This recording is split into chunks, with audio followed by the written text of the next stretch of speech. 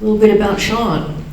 After 15 years of fronting synth bands in New York City and LA, Sean Hedinger finally had his big break upon moving to Albuquerque in 2016, when he wrote the Netflix theme song for Chelsea Handler's new show.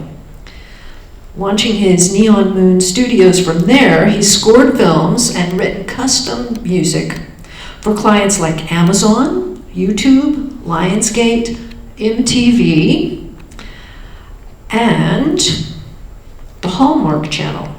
Currently, the TV pilot Die Pretty, which he scored, is making the rounds at festivals, already winning 3 Best TV Pilot awards. And the feature film Summoners, another one that he scored, will get its world premiere next month at the Brooklyn Horror Festival. Look for the release of his next electronic pop album from this winter from his solo project Memory, and that's spelled with 2 Y's, people. So take it away. Well, let's give it up for this guy here, Ted Roach, and his beautiful film. Now, if you don't mind, I'm just gonna check your Facebook really quick. No, my questions are all here. I kind of want to start at the beginning. Like, how did you meet these 2 legends? How did you meet John Hiatt and Jerry Douglas? What part of the process of recording this album were they? And how were you so lucky to be the fly on the wall for it? Yeah, well, I did a lot of work for their management company, and it's a very diverse group of artists. Like, they manage like Kesha and Manchester Orchestra and Blackberry Smoke. It's kind of all over the board, and I did a lot of work for them. And I honestly didn't. I'd heard their names, but I didn't really know much about them when I got the call to do this. And my best friend and partner, Lagan, we do a lot of work for them together. And he had gotten the word that they were going to start recording. And they had asked him to go into the studio and record video. Basically, they just wanted to do a couple videos, music videos. They get that out of the, they recorded probably the first 3 days. And they sent everything to me to take a look at, and I just got my hands on it and just loved it, and like I was really digging into like the outtakes and the talk. But what really drew me to it was the relationship between the 2 of them is what the most beautiful thing in the whole film to me. Like, I mean, even when they're telling bad jokes, they're cracking each other up, and it's like you can just, it's heartwarming to see that type of relationship, and like to see then how it comes out in the music too. Like that, it really translates to me, and I was just fascinated by that. And I called Lagan, I was like, man, we got to do something more than just a few videos. We got to try and get them to do more than that. And I just took off from there. And then I went to Nashville. This was like during the middle of the pandemic, so at the time they only wanted to have one person in the room, like with them at the time.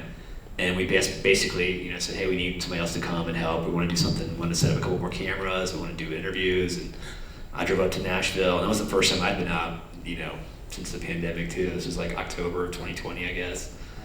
So it was a different time. Questions coming. Yeah, okay. It was a weird time, but yeah, really just fortunate, right place, right time, and glad I got to do it. Yeah. Yeah. No. That's interesting. Yeah, so you missed the first 3 days of, how many days total was the session? So there was four full days and then about 3 extra pickup days. So it was the whole thing was recorded in about 7 days. That was spread out over about 3 months. Oh, okay. Spread out. That's how you could get there so quick. Yeah. You just jump on a plane. Oh, okay. I drove all night when I got the word to go. From North Carolina? Yeah. Okay, yeah, it's doable. It's not doable. I want to talk a little bit about RCA Studio B. You got to tell me what it was like to be in that legendary studio. And then, somewhere in our email introduction, you casually dropped the ghosts of the studio. Like, you don't mean that literally. Is Elvis Presley playing, like, is he somewhere in the documentary, The Ghost of Elvis somewhere? I like that you say casually because I made it bold and underlined it. It wasn't very casual, but that's like my favorite. I'm trying to help you out here. When you're in there, I mean, to me, I love that expression because I feel like you feel they're there with you all the time. It's like palpable. I mean, you can feel their presence. I feel like, especially like, you know, like, and one of my favorite moments, and I'll get goosebumps just like talking about it. But I was holding the boom, and Lagan was shooting when they walked in doing the tour, and they got to the spot where Elvis was, you know, like when they were coming in and Peter was pointing at the spot, I was standing like right on it, you know, and I didn't know what it was yet, and he goes, right there, that's where, you know, Elvis recorded 200 songs, and I'm like standing right on it, and I'm like backing up trying to get out of the shot. You know, but at the same time, I was just like blown away. And then to see John Hiatt, who I've, you know, come to respect so much, and like to see his respect for Elvis and him getting down and kissing the floor, I mean, that was just like, you know, a goosebump moment, like I said. I'm trying to think of some of the, you know, just, I mean, being able to talk to like some of the studio managers have been there for decades, working there for decades, and being able to talk to them and hearing their stories and stuff. You know, really brought it to life. And I'm trying to think if there was any other, like, you know, I mean, of course you see everybody talks about it. You know, it's the first thing anybody says about Studio B. It's an iconic place. And Lyle, one thing Lyle said I thought was really cool, which didn't make it into the film, was that, you know, he said that we asked him. I said, you know, because I like that phrase. I was like, you know, if the ghosts of Studio B were listening, what do you think they would think? And he said, well, I don't know about that, but I bet they have great musical taste, and I bet they're tapping their feet. So, I was thinking, if any ghosts were actually going to be... No stories that I know of, no. There'd probably be someone boring like a janitor or something. Yeah. Elvis he's got better things to do. He's like around Graceland or something, whatever. You know, I'll just say one more thing about that too. So my favorite, like, response or like feedback I got, I mean, it's not really feedback, but we got a letter from the studio manager, the head studio manager, when he saw the film, and he wrote this really formal letter, and he said, you know, working here every day for 12 years, you lose sight of it, you know, of how special this place is. And he said, I was there with another manager who'd worked there longer than he had. He'd been there for like 20 or 30 years, and he said, you know, at the very end, we both teared up. And you know, and he goes, and you really just forget that, you know, that we're so privileged to work in this place. And he told us as long as he worked there, we always had, door was always open for us, you know. And that meant a lot. Oh, that's awesome. Yeah. I'm dying to hear about how you got Dolly Parton. my wife is obsessed. Like, our whole master bedroom is just posters of Dolly Parton all over the place. So I gotta know. Yeah, that was like, so that's when things really, so we, you know, like I was saying earlier, we decided to go shoot everything, right? And we did that. And then we had everything in the can, we were putting it together, and John tells a story about the first time he ever met Dolly. And it's borderline not appropriate, I would say.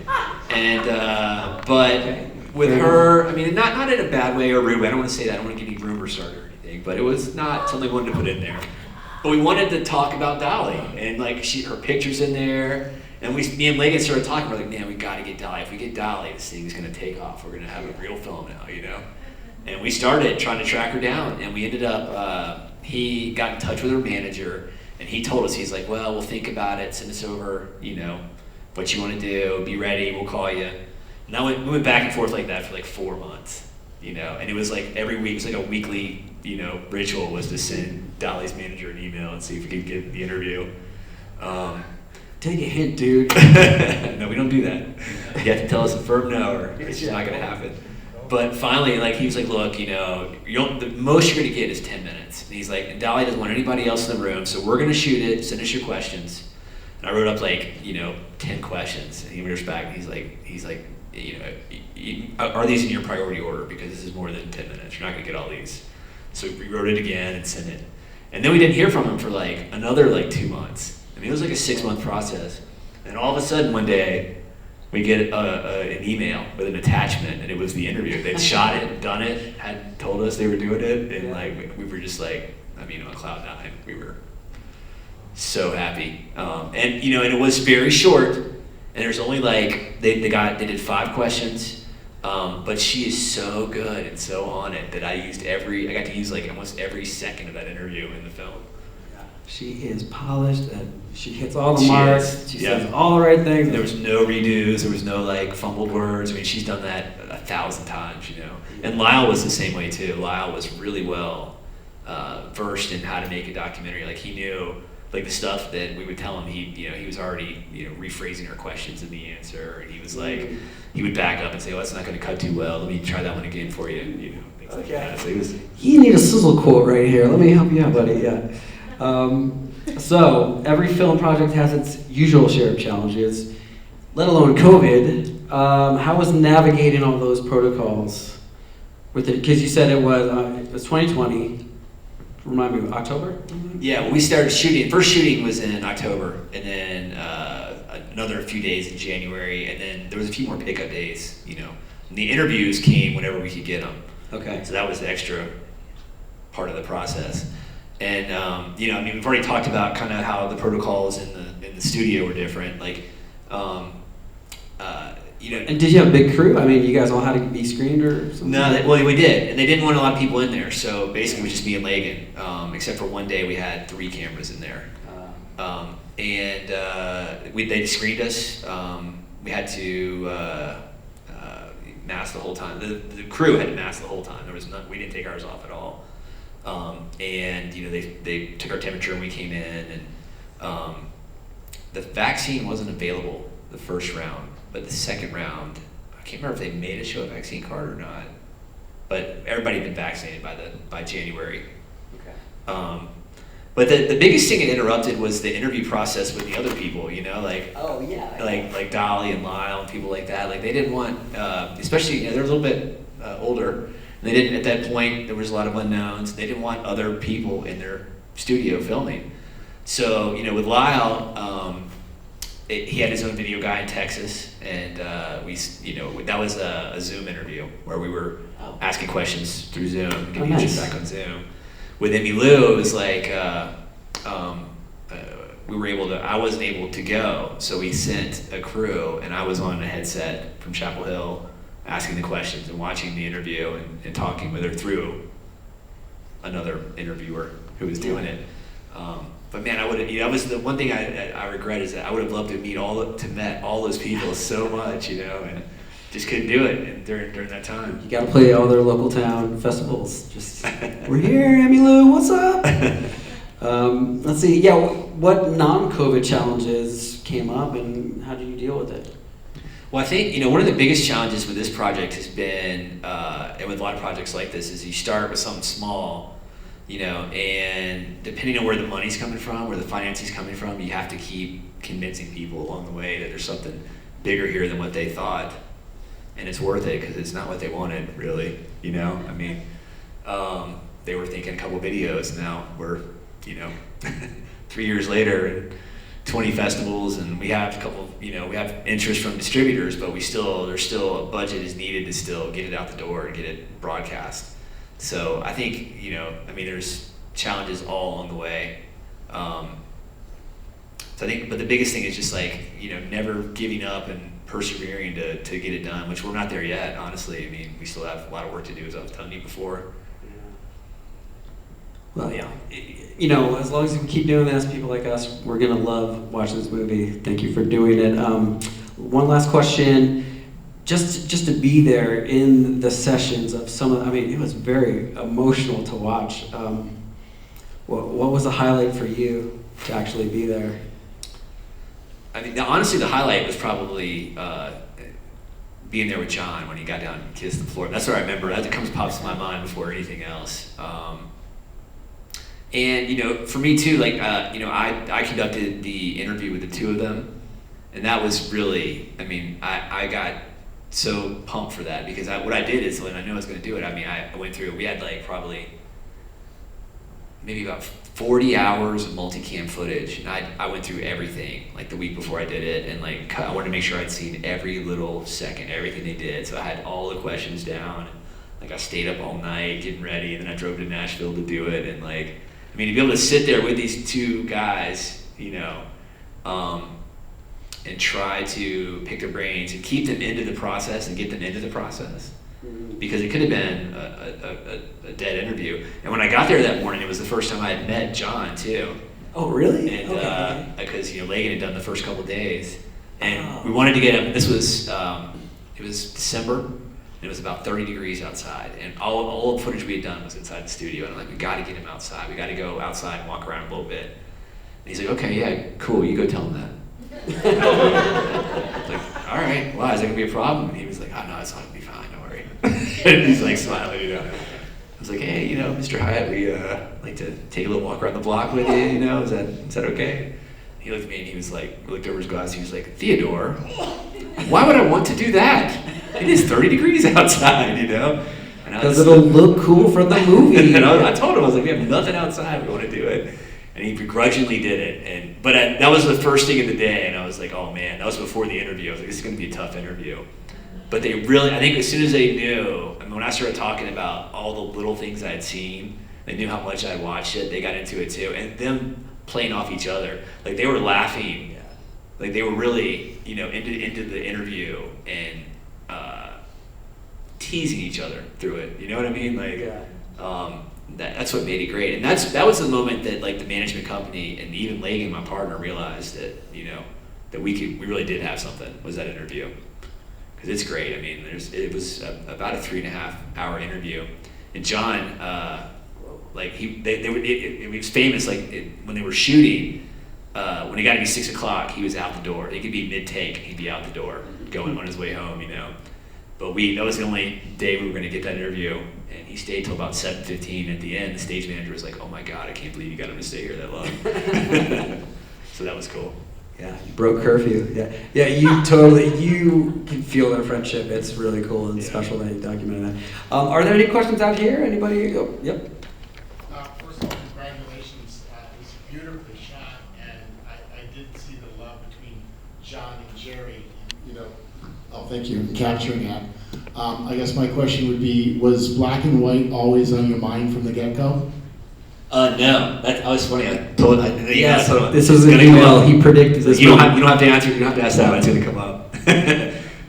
No, it wasn't. And what happened is when the Country Music Hall of Fame came on board, they started providing us with archival materials. There was other work to be done to chase down rights and all that stuff, but they were helping us get things cleared and whatnot. And I noticed all the stuff that was coming in was black and white, even stuff that was shot in the 70s, even in the 80s. Their slideshow from 1983 was in black and white. And I was like, well, wow, everything in there is black and white. And I was cutting it with our color footage, And it just was jarring, going back and forth so much. And I started thinking about it, and I was like, if we're trying to say that John and Jerry are standing on the shoulders of these guys and they're peers with this level of artists who recorded there, I mean, the best thing we can do is put them in the same setting, the same surrounding. And I started playing around with making everything black and white, and I fell in love with it, right away. And it's a pretty bold choice. I mean, you don't see many movies like that, and a lot of people, there's some downsides to it. And I knew I was gonna have to sell the managers on doing it. And I told them basically what I just told you about the artistry stuff and the aesthetic of it. And I was like, by the way, we're also going to save about 10 grand on color correction if we do it this way. Got the green light. Nice. Any other questions out there? I do. I don't need a microphone. Okay. There's a dude right next to you with a microphone. I'm just saying, it's right wonderful. Do you believe that music that you played, the music that was playing at the end, was the key factor of the whole documentary series? Or do you believe it was mostly the people talking throughout the process? Good question. Never had that one. It's a good one. I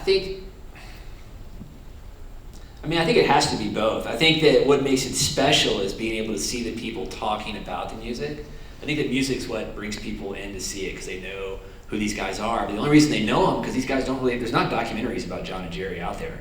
The reason people know them is only through the music, or maybe stories. And I think that the fact you get to see them, and you really do get to know them in this film. So I think it goes hand in hand. But I think I would have to say that if I had to choose one, it would have to be, there's only one song that plays in full in the whole movie. Everything else is bits and pieces and stems, which are, the broken down instrumental parts and stuff from different songs. So I would probably say the dialogue and the people talking is a little bit more important than the music for the film, for me. Now, everybody could disagree with that, I think, but I mean, there could be different arguments made, but that's what I think I would say. I got one for you. All the music that we hear, you know, when they're not recording or jamming, is that their stems? Yeah.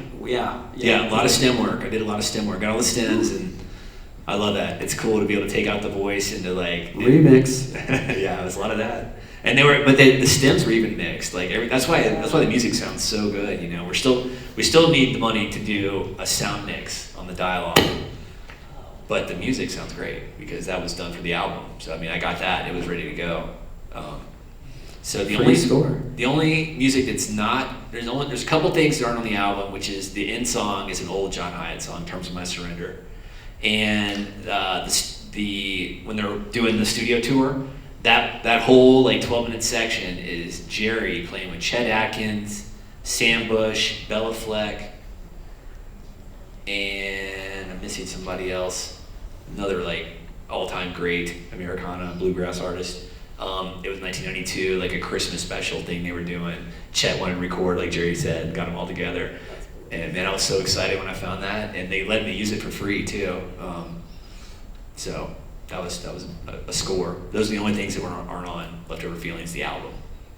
It was nominated for a Grammy, right? That's correct, yeah. Did it win? It did not. It lost to Los Lobos. It was up for the 2022 Americana Grammy Award. I was bummed. We love Los Lobos. I do too, but I was bummed by that one. Any other questions out there? Yes, sir. So I thought it was cool that you brought in emerging someone. Molly. Yeah. Yeah. And so how did Molly come into the picture? Because I think that's kind of cool because you got these guys that are later in their careers and a young artist like that rolled into it. How did that come about? Yeah, that was I was watching it and it was very it was an older demographic, and I wanted to try to bring in younger audiences. Yeah. And I went all in, and Molly is represented by the same management company, so that was pretty easy. Okay. But then I chased Billy Strings as hard as I chased Dolly Parton. That's what I was wondering. And man, I'm still crying about that one because the manager, I tried so hard. I mean, I called him like multiple times a week, and like and they kept telling me, they're like, he's gonna do it. He loves Jerry. He's gonna do it, and it just never worked out. I mean, finally he was like, I just think I don't think we can get it done. And I let it go at that point. But they were roommates for a while, Billy and Molly. Yeah. That's pretty interesting. Yeah, I tried hard, and then and then I knew they were seeing each other like during this process. Like we had shot Molly, and I was hoping that her talking to him would help. Because I saw like on Instagram they were hanging out recording something together like right after that happened, and I was like, oh man, that would have really, I don't know. I love Billy Strings. That would have been awesome. Anyone else out there? Thanks very much for coming. I want to really appreciate it. Yes. Thank you guys for coming out. Opening night, AFMX, 10 years. Thank you all. And thank you, Ted, for your wonderful movie. It's awesome.